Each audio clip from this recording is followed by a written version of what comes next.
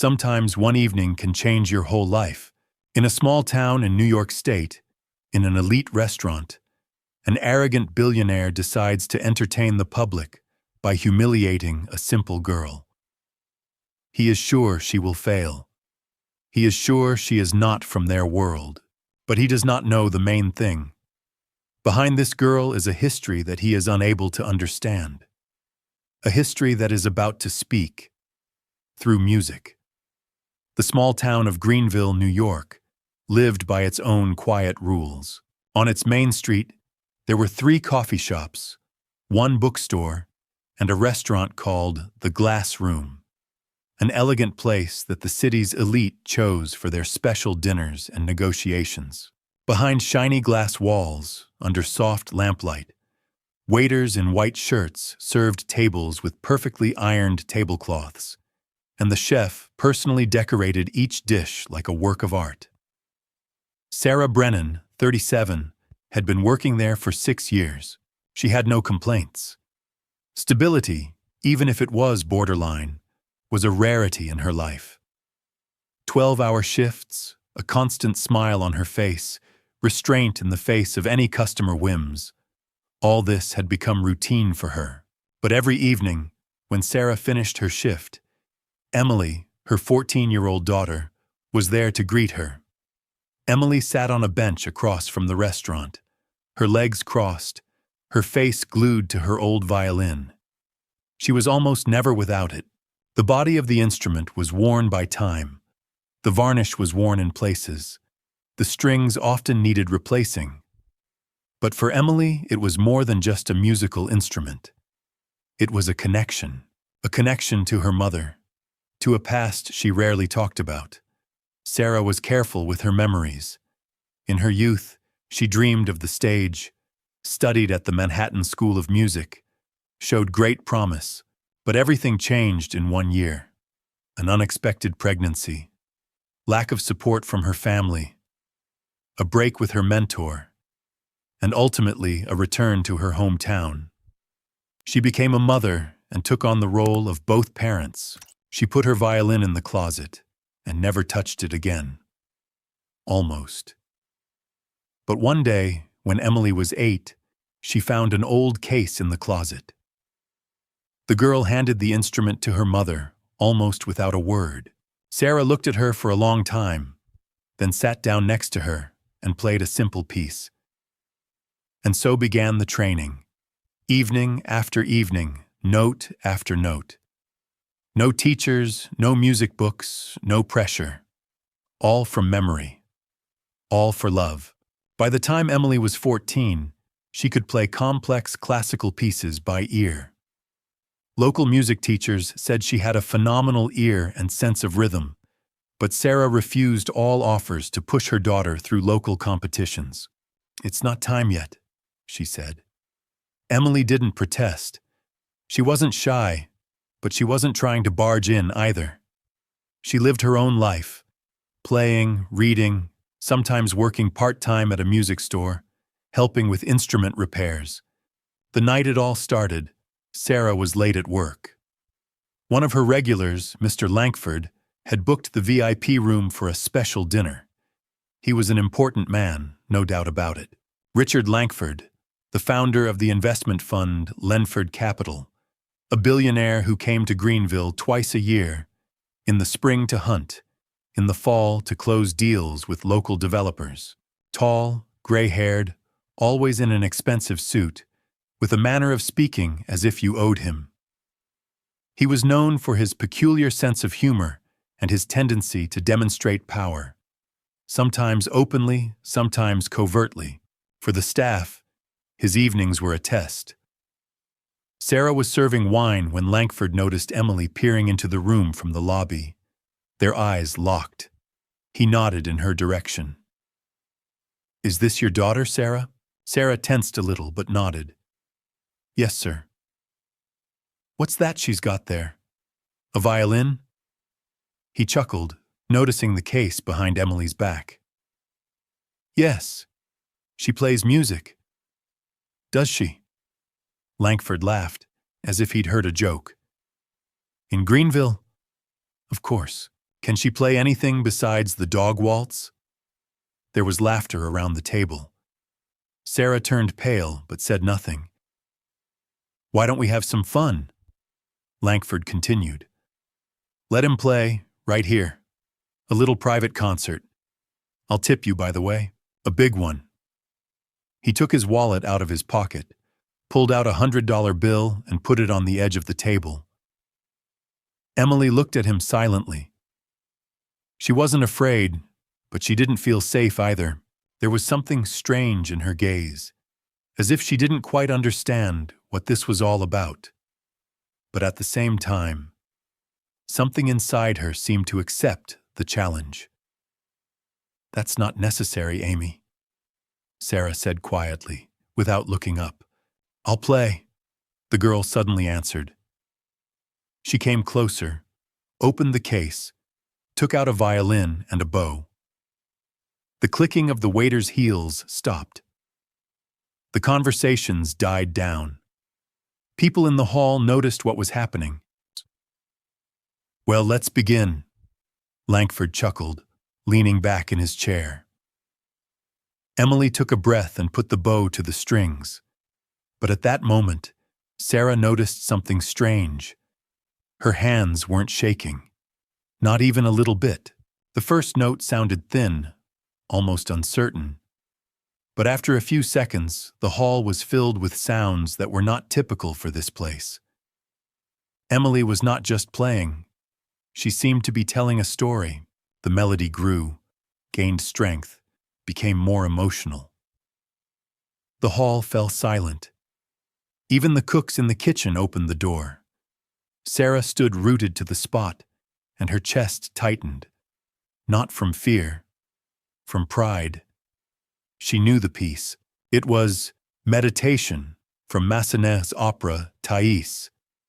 She had once taught it herself, and Emily played it without notes, from memory, with nuances that only Sarah knew. The girl didn't just repeat it. She put her own spin on it. When the last note faded, the audience burst into applause. But no one clapped louder than the man sitting by the wall in a gray jacket, with gray temples and an attentive, calm face. He came up to Sarah afterward and said, Miss Brennan, forgive me for interrupting. My name is Thomas Rhine. I am a producer and I run a music academy in Boston. We need to talk about your daughter. Richard Langford wasn't furious, not yet, but something inside him was definitely creaking, like a poorly oiled Swiss watch. He stared at the girl with the rickety violin, at the people clapping for her, as if she were performing at Carnegie Hall instead of in front of a bar in a city restaurant. He could hear her playing, and to his irritation, he had to admit, it was strong. Too strong. Well, it turns out you have a talented daughter, Sarah, he said after a short pause, carefully returning to his tone as the master of the situation. I didn't expect that. Really, a pleasant surprise. Sarah nodded slightly. She was already standing at the table again, as if nothing had happened. Emily moved aside and sat down again, carefully putting the violin back in its case. Langford glanced at her, then turned his gaze to the man in the gray jacket, the one who had introduced himself as Thomas Rhine. Did you say, Academy of Music? Said Langford, narrowing his eyes. Rhine bowed slightly. A private academy in Boston. We teach young musicians with high potential. And I think that's exactly what I saw today. Oh, Boston, Langford said, pretending to think. What are you suggesting? A place for a couple $100,000 a year? Or is this a charity?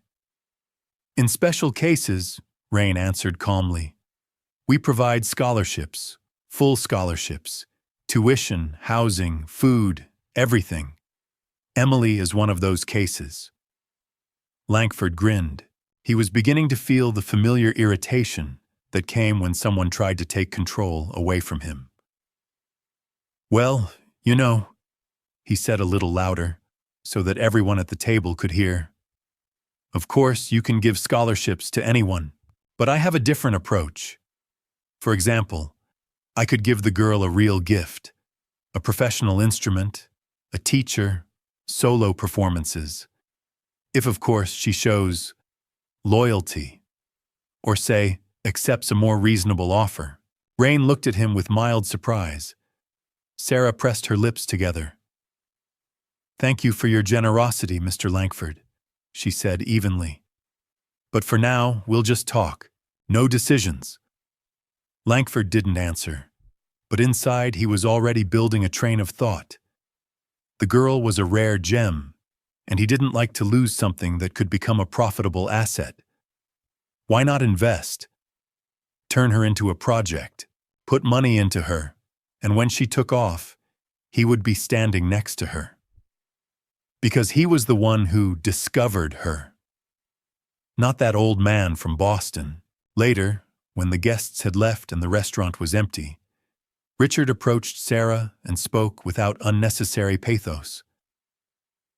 "Sarah, I understand that you are used to coping on your own. Respectfully. But you and your daughter are not the kind of people who can afford to refuse good offers. I am not your enemy. On the contrary, I am offering help." "You want to buy my choice," Sarah said quietly, "or buy my daughter." He chuckled. "You can only buy what is being sold. Everything else is a matter of time and circumstances." Sarah wanted to answer, but suddenly Emily appeared next to her. "We're not for sale," she said simply. "And we're not afraid." Langford looked at her, held her gaze. He was smart, and he knew there was something about this girl that couldn't be put into a box. And that was what angered him most. That same night, in their tiny apartment on the outskirts, Sarah sat in the kitchen and looked out the window. There was tea brewed next to her, and on the table was an open laptop with the website of the academy that Rain had mentioned. Emily walked into the kitchen. "Do you think it's worth it?" she asked. "I don't know, Amy," Sarah said without turning around. "It's a whole different world out there. The level, the responsibility. Do you think I can't handle it?" "I think you can handle it. I'm afraid I won't be able to be there." "You will always be there, even if you are far away." Sarah smiled. Her daughter was growing up, and she was talking like one. It was both scary and inspiring. The next morning, Sarah finally agreed to meet Rain separately. They sat in the same restaurant, now empty, as if time had deliberately cut out a scene from the previous evening. Rain was calm and attentive. "Miss Brennan," he began, "you yourself were once a student at a music school. I found that out. You had a good reputation." "There was," she nodded. "But it all ended. Quickly. And yet you were able to pass on to your daughter the knowledge that usually takes decades to achieve." Sarah was silent for a moment, then said, "I wanted her to have something of her own, something real, so that she would know that talent is not a curse. I want to offer her a chance. No strings attached. Academy, scholarship. We'll make it official. And yet, I want you to know, it will be hard. There's strict discipline there. Emotionally, it's even harder, especially for those who don't come from their circle." "She'll cope," Sarah answered. "I'm scared, but I believe in her." Rain nodded. Then he said, "She's not just talented. She hears real music. That's rare." When he left, Sarah sat by the window. She felt the world she knew crumbling, but there was something right about it. Perhaps for the first time in years. Meanwhile, Richard Langford was calling his assistant.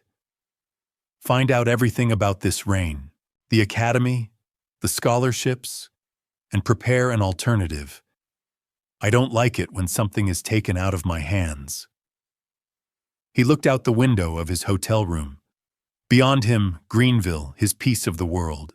But now there was a girl in it that he hadn't predicted. It made him angry. It meant he wasn't done yet. The Glassroom restaurant was preparing for Friday night as if it were a performance. New napkins, checked wine lists, shiny glasses.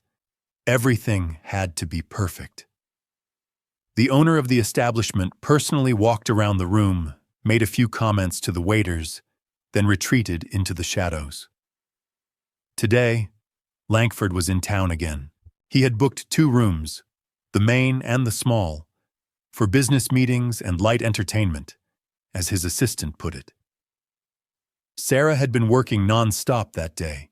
The receptionist had asked her to stay on for the evening shift, knowing that Langford preferred her. The most invisible of all. She didn't mind. Frankly, she didn't care who was in the room that day. Her mind was racing with other thoughts. 3 days had passed since that evening. Thomas Rain had sent an invitation with details by email, scholarship confirmation, documents, a list of necessary certificates. He didn't push, but it was obvious he was waiting for an answer. Sarah read everything, printed it out, and kept the papers in a drawer in the kitchen ever since, as if she was afraid that saying yes would set in motion something irreversible. Emily didn't ask. She just kept playing. In the evenings, with headphones, in her room. Sometimes Sarah heard familiar phrases, Vivaldi, Schubert, Bach. Sometimes strange, modern melodies that she didn't recognize. But she felt the girl was searching for herself. That evening, Emily arrived at the restaurant earlier than usual. Sarah was surprised to see her backstage, holding a case. "What happened?" she asked. "Nothing," Emily replied. "I just feel like I need to be here." Sarah just nodded. She tensed internally. By 8 o'clock, the place was full. Langford appeared accompanied by 3 men in expensive suits and a woman in a black dress. He was in a good mood, joked loudly, praised the wine, and did not spare tips. "Sarah," he called after her as she placed the dish on the table. "Tell me, where is your young star? Is there a concert tonight?" Sarah didn't answer. At that moment, Emily came out of the shadows. She was holding a violin in her hands and looking straight at him. "I can play, if you want." There was silence. Several guests looked up. Langford paused for a moment, then laughed. "Well then, round 2. Excellent. I hope you're as prepared today as you were last time." He clapped his hands. The waiter turned off the background music. The room was filled with tension, as if about to jump into icy water. Emily stood by the window, against the backdrop of the city lights, in the soft yellow light. She seemed almost fragile.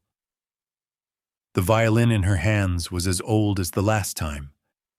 The bow was worn, but her movements were precise, and she started playing. This time, not a classic. She chose a contemporary piece she composed herself, based on a motif from the Moonlight Sonata. It was risky, not academic, not correct, but honest. The music came in waves. At first, thin, almost transparent sounds, like a light rain, then powerful, with growing energy. Emily seemed not to notice the audience at all. She was not playing for them. She was playing to say, "I am here. I can do it. I do not ask for permission." When she finished, there was absolute silence in the hall. There was no applause, just a pause, a long one. Then the first claps, timid, then louder, then the applause of the entire audience. Someone jumped up, someone whistled. This was no longer entertaining the guests. This was a confession. Langford clapped too, but he didn't smile. He looked at Emily carefully, not with admiration like the others, with cold interest. A few minutes later, Rain approached Emily. He was in the audience too, but today, as a spectator. He shook her hand in silence and then said, "There is no choice now, Emily. You must go. This is not a request. It is a duty to what you have." Emily looked at her mother, who nodded. "We'll start filling out the paperwork tomorrow," Rain said. "I've already prepared everything." "I'll go," Emily answered calmly. Later, when the room was empty and Sarah was changing, Langford approached her again. This time, alone. "Your daughter has been noticed. She is now a valuable asset. Congratulations." "It's not an asset," Sarah said firmly. "It's a person, and it's her choice." Everyone makes a choice, but sometimes it is better to accept an offer than to regret it later. He handed over a business card. "I can give her everything she needs. The academy is good, but then there will be the stage, contracts, management. Let her think about it." Sarah didn't take the business card. "She's already thought about it, and she's chosen. Without you." He left without saying goodbye. That night, Sarah couldn't sleep. Emily slept peacefully. On the floor by the bed stood an open case with a violin. Next to it was a folder with documents from the academy and a piece of paper tucked into the cover. For Emily Brennan, a talent that needs to be given wings. Sarah looked at her and thought, perhaps for the first time in many years, she did not have to fear the future. The next morning, the house was especially quiet. No violin, no rustling paper, no clatter of cups. Sarah woke up first and lay there for a long time, staring at the ceiling. Emily slept against the wall, hugging a pillow. The violin lay on the floor nearby, without a case, as if she was afraid the sound might evaporate if it was hidden again. In the kitchen, pouring herself a cup of coffee, Sarah looked at the academy's paperwork. It sat in a neatly lined stack, as if awaiting a decision she still couldn't quite make. The offer was incredible, almost impossible. The scholarship covered everything: tuition, housing, food, health insurance. What's more, the academy would hold an audition for a scholarship to Juilliard in 2 years. It was all like a dream. Only Sarah couldn't shake the feeling of unease. And it wasn't because she didn't trust Rain or the terms. It was all about her. When Emily came into the kitchen, Sarah was already sitting with a photo album. She rarely took it out. Emily immediately understood what was happening and sat down next to her. "Is that you?" she asked, looking at a photo of a young girl with thick brown hair standing at an old piano. She was wearing the uniform of the Manhattan School of Music. Sarah nodded. "It was the last year before you were born. I was 19. You were beautiful. Thank you. I thought then that I would become a soloist. I studied 8 to 10 hours a day. The teachers said that I had good prospects. Then it seemed that everything was ahead." What happened? Sarah didn't answer right away. Then she turned the page and showed the next photo, an informal one, taken at a party. Next to her stood a young man, tall, with a bright smile and a violin in his hands. "Is it him?" Emily guessed. Sarah nodded. "Martin. He was older. He was in graduate school. We played in a band, talked a lot. Then, everything was like in a movie. Love, mistakes, late-night conversations. When I told him I was pregnant, he was silent at first, and then he disappeared." "Are you left alone?" "Almost. My parents were shocked. They refused to help, especially when I decided to keep the baby.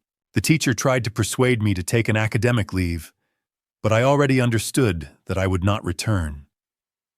Everything began to fall apart. I returned to Greenville, got a part-time job, and then you were born. Why didn't you ever tell me? Because I was afraid that you would think that you were the reason for my failure. Emily frowned.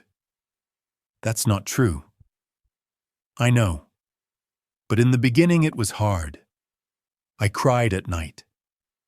Not because of you, because of myself, because of how I lost everything. And then you picked up the violin. And I realized that the music didn't go away. It just came to you. They sat in silence for a long time, Sarah holding the photograph and Emily holding her hand. I'm not afraid to leave, the girl said suddenly. I'm afraid to leave you alone. Sarah smiled through her tears. And I'm afraid not to let go. But you have to go. Not because you have talent, but because you're ready. I was never so brave at your age. But you still didn't give up. You raised me. That's stronger than music. Sarah shook her head. No, my dear. This is music. Just in a different form. 2 days later, Rain came to town again. This time, with contracts and an escort from the academy. He didn't go to the restaurant, but straight to Sarah's house. He smiled when he saw Emily at the door. Everything is ready, he said. We fly out of Albany tomorrow morning. We'll have a driver. It's all official, with my mother's consent. We've signed everything, Sarah said. Thank you for waiting. I never doubted it for a second, Rain replied. When he left, Sarah led Emily into the room. The suitcase was already packed. The violin lay on top, wrapped in thick cloth. On the nightstand was a letter. Sarah's hand shook slightly as she handed it to her daughter. You'll read it on the way. Just in case. I can't say important things out loud. Emily took the letter. She didn't read it. She just hugged her mother. Everything will be fine, she said. I know. That same evening, Sarah went into the restaurant. This time, not to work, just as a guest. The owner was surprised, but didn't ask. She sat by the window, ordered a glass of wine, and watched as a teenager at the next table started playing the piano. Awkwardly, uncertainly, but with sincere effort. She smiled. Once she was like that. Now she was her daughter. Somewhere in his second-floor office, Langford was scrolling through his newsfeed. One of his colleagues forwarded him a video with the caption, New star, girl with violin who blew up restaurant in Greenville. Signs contract with Rhine Academy. He closed the laptop. He was silent. And then he pressed the call button. Prepare me a list of young musical projects. And tell the lawyers. I don't want Langford's name to come up in this story anymore. Albany Airport was half empty at 6 a.m. Emily sat by the window and looked at the runways, where the lights of the steering engines moved slowly in the distance. In her hands was the same envelope with the letter from her mother. She had not yet opened it. Next to her stood a violin in an old case and a small suitcase with things. Everything she was taking with her to her new life fit in both hands. Thomas Rain was reading a printout. His assistant, a young woman named Kate, sat next to him, answering messages. No one was rushing Emily. The plane was scheduled to take off in 40 minutes. Until then, she could just be. She took out the letter. Emily, if you're reading this, you're already on your way. I'm probably drinking coffee in the kitchen right now, trying not to cry. You may look calm, but I know you. There's a storm inside you. You just know how to hide it. You're stronger than I was at your age. Smarter. More honest with yourself. You're not afraid to move forward. I'm proud of that. Remember that music isn't just a stage. It's you. It's your truth. Don't change yourself for someone else's expectations. And one more thing. If you ever lose a note, remember that I'm always there. Even if it's just in your memory. Love, Mom. Emily closed the letter. Tears welled up in her eyes, but she didn't brush them away. She simply looked out the window, and suddenly, for the first time, she smiled. Rhine Academy was located in the suburbs of Boston, in an old brick building with a tower where the library had once been located. Stone staircases, high ceilings, classrooms with grand pianos and soundproof walls. Everything here breathed music. Not ostentatious, but deep, concentrated.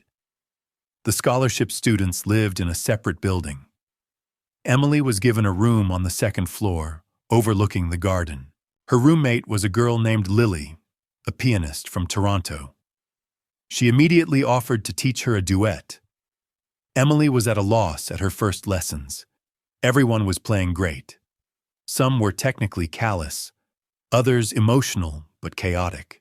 Her teacher, Professor Vincent, listened in silence and then simply said, "You lack form." But there are things that cannot be taught. It is not a question of technique.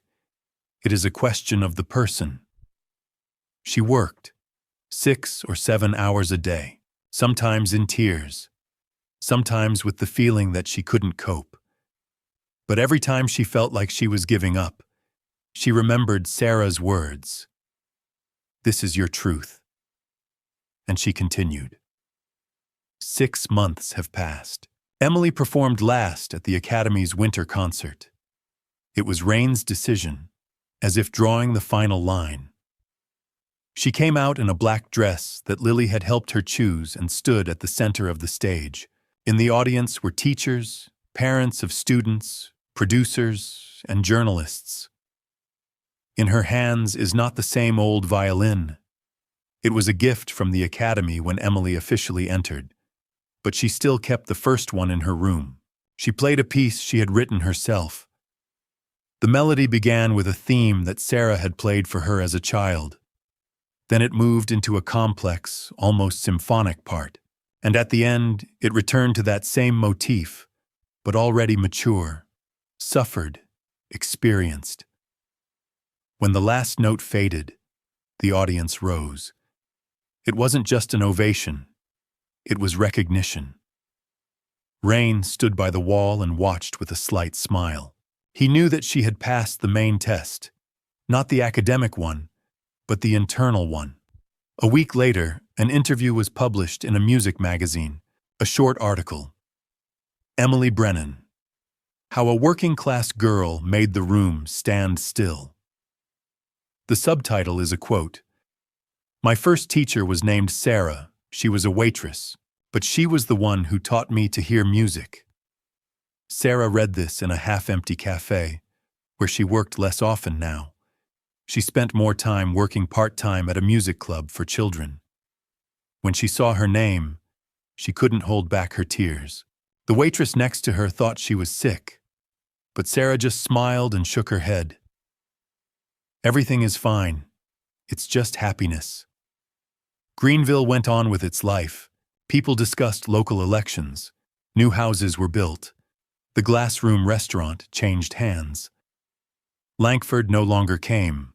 Officially, temporary suspension from business. No one was particularly bored. And somewhere in Boston, the girl he wanted to humiliate was coming out on stage more and more often. People were starting to recognize her name. Not because she had advertising, but because she had truth, and a sound that came not from an instrument, but from within. Music is not about who is louder. Music is about who is more sincere. And sometimes one evening is enough for everything to change. If you have a voice, don't be silent. If you have a note, play it. Even if your violin is old and the hall is full of indifferent faces, sometimes 3 minutes is enough for the world to remember your name. I hope you enjoyed this thrilling journey. On a scale of 1 to 10, how would you rate this story? Let me know in the comments below. Your feedback inspires more epic tales.